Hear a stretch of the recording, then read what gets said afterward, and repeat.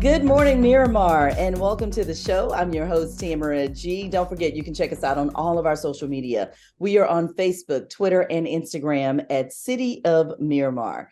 And with me today, we have Pastor John White from Emmanuel Temple, full disclosure, my pastor, along with attorney Eugene Pettis, former president of the Florida Board for Attorneys, and he is just an amazing force in our community. And we're going to be talking today about, this is a part of the Kingdom Conversations, healthcare equity. So welcome to the show, Pastor White and Attorney Pettis. Thank you so much. Thank you. So happy to have you. And so we will start first with this part about the Kingdom Conversations, Pastor White, and why you thought this was so important for this to be open to everyone to be able to participate in. So once a month, Tamara, we have what we call Kingdom Conversations, where we try to bring pertinent information to the community at large. And we do it on our social media platforms, on our church's Facebook page, on our church's YouTube page, as well as our website. And we do it that way so not only that we can reach a larger group of people, but so people can also go back and watch it later. And so one of the things that we wanted to do is address healthcare equity. I've been called in these 22 years of pastoring to several members' bedsides, and something has gone wrong in the hospital. Some care was not provided, some service was not up to snuff. And so in connecting with connecting with my good friend, Pastor Marcus Davidson from the New Mount Olive Church, who happens to be Attorney Pettis's member, he said, I need to connect you guys. And out of that conversation, we decided that we want to do this Kingdom Conversation that we can address, and attorney can answer questions of healthcare equity, what he does, how his services can be provided to the community, particularly people who are sun-kissed like us. Love that, sun-kissed. And so, Attorney Pettis, I guess we have to start with that. You hear this term all the time, healthcare equity. What exactly does that mean? And I know if it means equity, that means we probably don't have a large piece of it, but tell us a little bit about it. Yes, Tamara, it's been many studies on the disparities we see in healthcare. And given my practice, I do a lot of medical malpractice, personal injury, and wrongful death litigation. So in a couple of those areas, in fact, all three of them, you can see the transition of how we're treated once we step into the healthcare system. You see how people of color are ignored. You see how women are expected to bear more pain. Women of color are expected to bear more pain than white women. They're sent back home. They're ignored, and then it's too late and they die. And they just say, oh, that's a part of the process.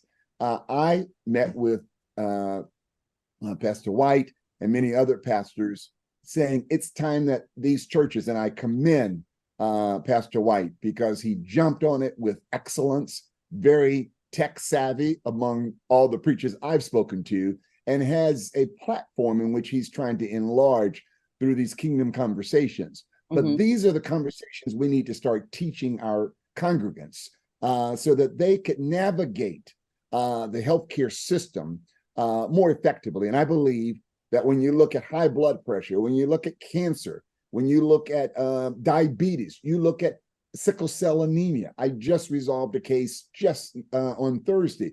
A nurse in a hospital for nearly 30 years was misdiagnosed of sickle cell after 5 visits there. She's in crisis. That's the extent of how they're not listening to our people. And how can our people be more stronger advocates? That's some of the conversations that Pastor White and I want to have with his congregation and with the greater community, because the disparities are there.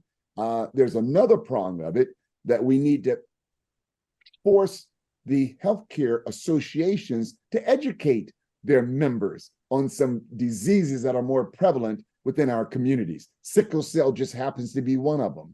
But that's a disease that more than significantly, virtually 100% is in people of African descent. They're not teaching it appropriately. I know this from doctors and experts I have that are white that say the same thing, that we're not learning it and we're misdiagnosing it. Why should someone lose their life when there are remedies that can address these issues? They So we also want to think teach. that most Black people are drug addicts, and so That's that's why they're exactly. coming into the hospital. You are spot on. I just had this discussion in mediation on Thursday. My doctor at Wayne State, white male doctor, ER doctor in Wayne State, without me saying a word, said exactly that. He says so many doctors accuse these people of drug seeking. Unbeknownst to him, my client's daughter said they questioned whether she was drug seeking. This is a nurse that's been within the Broward Health system for nearly 30 years as a registered nurse. I dare them question her as drug seeking. That's when they totally missed her diagnoses. So the reason we have these disparities is because of multiple factors, some which we can control, some in which we can enhance and reduce the risk by having better advocacy skills, knowing we have the opportunity to speak up and get understanding of what's going on with your life, as opposed to just trusting the doctor. He's the doctor. Those days are gone. And Pastor White and I are going to share some discussions on May 3rd, hopefully to strengthen people so they'll never make it to me. I get tired of seeing our people coming in as a casualty, another case, when so much of it could be avoided. And so, Tamara, I literally just walked with a family. Husband had 59 years old, had a stroke, went into the hospital, and I had to walk them through the process of you have to take notes. Most managed healthcare is going to come in fast. They're going to check the charts, check vitals, and keep going. But you have to stop. Okay, I have these questions. So we're going to talk about making sure that you're prepared when you're in that crisis. Did you have questions that you're asking? And then you have follow-up questions. And then you're going to follow up. And what are the next steps? Most of us don't do that. And because the Black church is so central to the African American community, they think of the pastor as the be all end all and being able to have access. So I don't have all the answers, but I know smart people like Attorney Pettis that we can have great conversations to help. And it's because of experiences that I have gone through with members. Okay, you got to stop them. They're going to come in early in the morning. So you've got to be there at 7 o'clock or at 6. Come in with your questions, because if not, if you're asleep or you're home, then you're going to miss out on opportunities to understand what's going on with your loved one's health care before we get to Attorney Pettis. Exactly. And if you are just tuning in, thank you so very much for watching the show. I'm speaking this morning with Pastor John White II. He, of course, is my pastor of the Emmanuel Temple, along with attorney Eugene Pettis. He is the former president of the Florida Bar, as well as personal injury attorney and malpractice. And we're talking today about Kingdom Conversations, Healthcare Equity. It's happening on Wednesday, May 3rd. The really cool thing is it's all virtual. You can check it out on the Facebook Live of Emmanuel Temple, also the YouTube channel for Emmanuel Temple, via the website, theit.org, or just go to the church app and download it, the Emmanuel Temple. But it's at 7 o'clock on Wednesday, May 3rd. I wanted to ask Attorney Pettis this question because it seems like when you think healthcare equity, you think the disenfranchised, those who may not have insurance, people, like you said, brown and Black. But you just gave us a story of a woman who's been working as a nurse for 30 years. So surely she has good health care insurance. And yet people who have health care are still victims of health care inequity?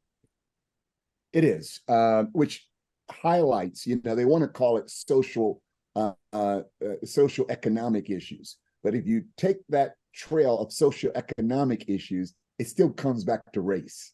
They don't want to just start with it's race based. When you see it, whether you have insurance or no insurance, when you see it, whether you're an uneducated individual and an educated individual, when you see it across all demographics of our community, There's one commonality: race.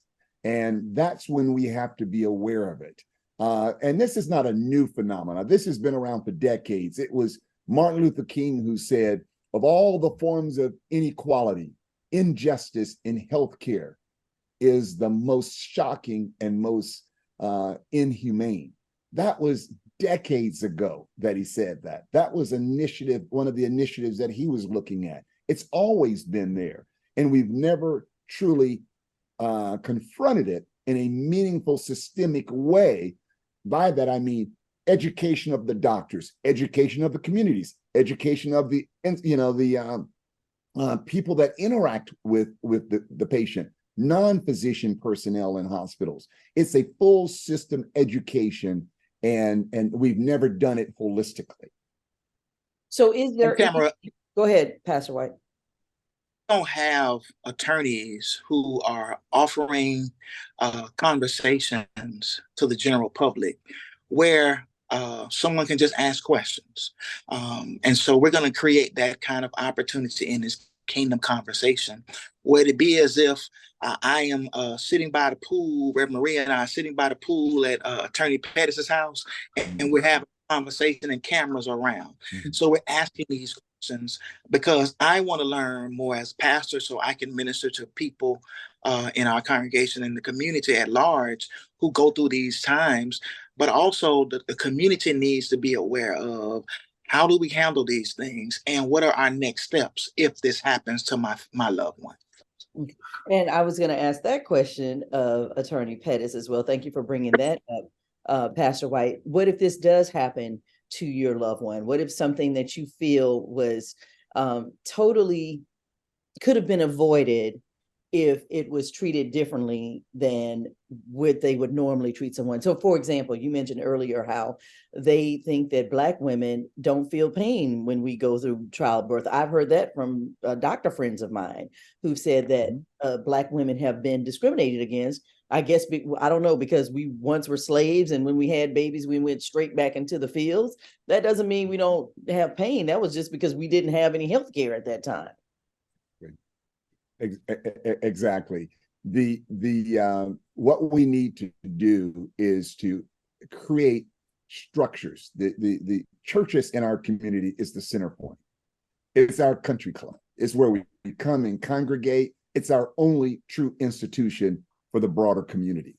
The role that the churches have played has always been instrumental in our advancement, in my opinion. And our churches are now, and with what's going on with Pastor White's efforts here, we're getting the churches back active on some of these issues. One of the things that most churches have, I've never been to Emmanuel Temple. I'm looking forward to it, but most of our churches have older members, and it's true, in your latter years, you have more healthcare needs. And we need to find out, and I have some ideas that I'll share in that kingdom conversation on May 3rd, of how the churches can assist those that are in need, that don't have a person to go with them. They just get dropped off at the doctor. They can't tell you when they get home what was discussed. They can't tell you what medications. They can't tell you what the x-rays show. They can't tell you what's next. They're not internet savvy, so they don't read in advance in order to set up the questions that Pastor White was just speaking of. Those are our citizens and members also. So what are we going to do about a community that we need to come up with some type of advocacy system? And I think there are some opportunities there of ministries in our churches that can have people, for those that truly need someone to hear it, because I've been through it personally.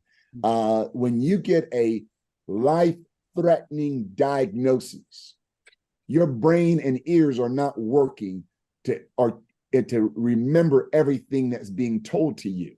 And my wife was present when I received that information and was there throughout the course of that journey. You have to have somebody with you to be your advocate, to be your scribe, to write it down, so that when you get home, you can make some sense of what's next and prepare, as Pastor White said, the questions that I need to ask on the next occasion to make sure I fully understand. We have that right, and we need to teach our people they have that right to demand answers and not be a part of what's turning into corporate medicine. You got 7 minutes to be in the room and I'm gone.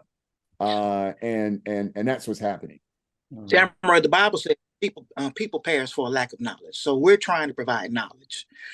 We're trying to provide as much information to the larger community, not just Emmanuel Temple, but to, in the words of my Bishop Lottie Dottie and everybody. So we want to make sure that information is passed on, is shared, that services are available for those who need to make sure that they can take a part in those services. And Attorney Pettis is a respected attorney. He is the first person who looks like us, who's president of the Florida Bar. And so he's not, he's doing this out of the goodness and the kindness of his heart and his commitment to the community. So some people, he's not an ambulance chaser. So we want to make sure we're clear on this. He is coming to provide information and inspiration so that our community and the wider community can make sure that they don't have to see him. And when they do have to see him, that they're armed with information to make intelligent decisions. And truly, this webinar point. is open to everyone. It's not just, like you said, Emmanuel Temple. It's not even a particular race or color or creed. It is open to everyone to find the information. And every family at some point in time feels uncomfortable about what happened to mom, dad, my sibling, my cousin. When you're uncomfortable, you owe it to yourself and your family to seek legal advice and review. If it turns out to be nothing more than explaining to you what happened, that's a step with closure. If you don't get closure, you don't grieve completely. So it's free. You don't get charged for it. You have to, if you have questions, call. And that's, again, a part of the education process that we'll be sharing with the congregation. It doesn't cost you a thing if you think something untoward happened. Many times it did. Not all the time, but many times it did. Wow. All right. So again, put it on your calendars, May 3rd at 7 p.m. It's part of the Kingdom Conversations with Emmanuel Temple. It's healthcare equity. Attorney Eugene Pettis is going to be leading that with Pastor White. You can check it out on Facebook Live, the Emmanuel Temple, also YouTube, Emmanuel Temple, and you can even go to the website, it.org, or you can download the church app, the Emmanuel Temple. I have all of these on my phone because this is my church and my pastor. And so I'm going to be looking on Facebook Live. But it is free. Please spread the word to everyone that you know. It is a free conversation. And I'm sure, Pastor White, that you guys will be doing questions in the chat, I'm sure. That part. Why are we doing it this way? Because we're going to be able to take questions, whether you're on YouTube or Facebook. You'll be able to drop questions in the chat. And if you have a personal question that you need to text Reverend Maria and I on the side, we'll be able to receive those questions as well. But Attorney Pettis is going to be here to answer questions, and we'll be able to ask him probing questions. So it's going to be like it's a conversation. So it would be as if we're sitting in, my wife has made dinner and we have cameras around eating, and we're having a conversation about these inequities in the Sun-Kissed community of our brothers and sisters. Yes. Sounds good. All right. So again, mark your calendars, May the 3rd at 7 p.m. Kingdom Conversations, Healthcare Equity with Attorney Eugene Pettis. You can find it on the Facebook page. It's going to be Facebook Live, Emmanuel Temple. It's going to be on the YouTube channel, Emmanuel Temple. Also, you can go to the website, it.org, THEIT.org, it.org, or you can download the church app in your Apple or your Google Play store, and it is the Emmanuel Temple. Thank you very much, Pastor John White II, along with Attorney Eugene Pettis. We certainly appreciate you guys being here, and thank you so much for this important conversation. And I'm sure that you guys are going to have a lot of people tuned in on May 3rd. So thank you very much. Thank you, Tamara. Thank you, City of Miramar. And we're looking forward to a powerful and productive conversation. And thanks for your effort to get the message out, Tamara. No problem. And thank you for watching Good Morning Miramar. Until next time, I'm Tamara G. See you.